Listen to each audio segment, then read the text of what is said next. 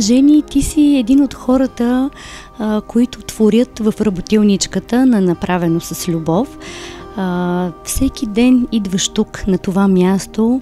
Кажи ни, как започва точно един твой ден и с какви вълнения идваш тук в работилничката?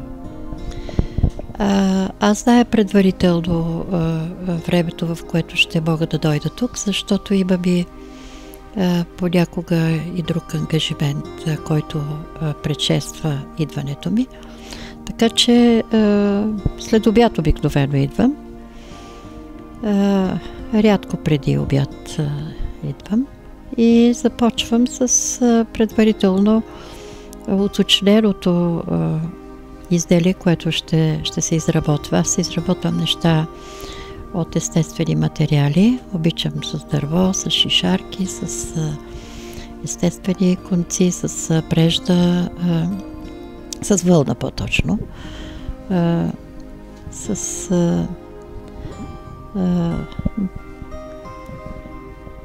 малко неестествени материали работя, защото е необходимо често да се залепват детайли, но самите материали, от които са изработени детайлите, предпочитам да бъде с нелеги избираме да бъдат максимално до 100%, ако е възможно, да бъдат от естествени материали. Вълнуваш ли се от всичко това, което правиш и какво си мислиш, докато твориш? Да, аз се вълнувам, защото обичам това, което върша, да го върша. То е далече от професията ми, но малко прилича на една стара моя страст, рекламата. И на мен това ми е удоволствие.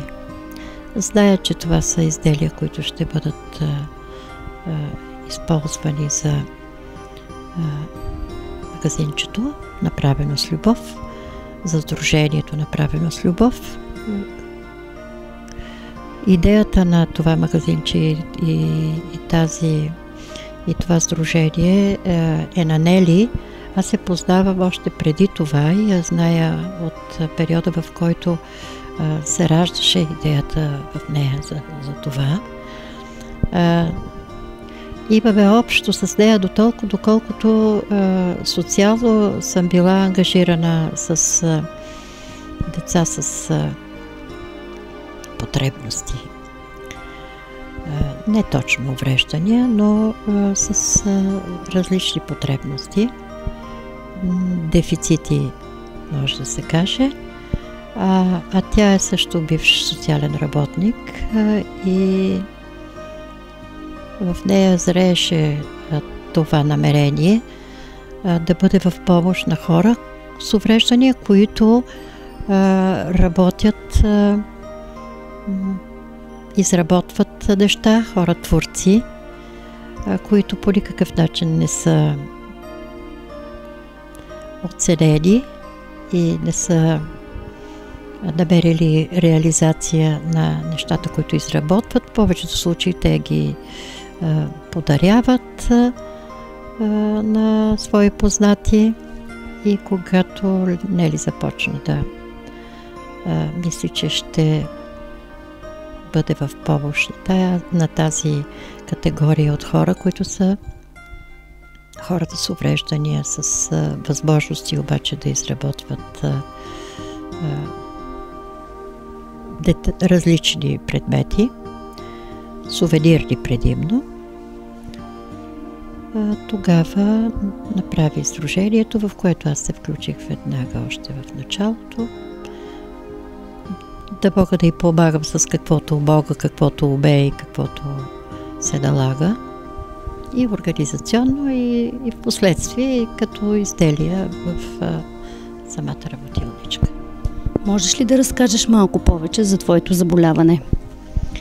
Аз получих съвсем неочаквано един инсулт, след 3 дни още един инсулт и всъщност това е сериозен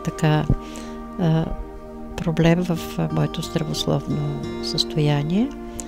Слава Богу, бързо се възстанових и не бях с много големи последици.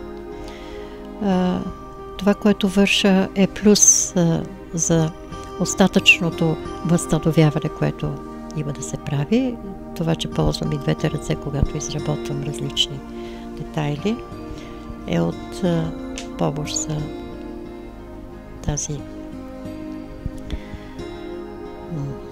тази болест, която прекарах. Можеш ли да си представиш ежедневието ти без направено с любов? Не, аз го казах по по-друг начин, че това за мен е удоволствие, защото аз имам в себе си призив да помагам на хора с увреждания, деца и възрастни.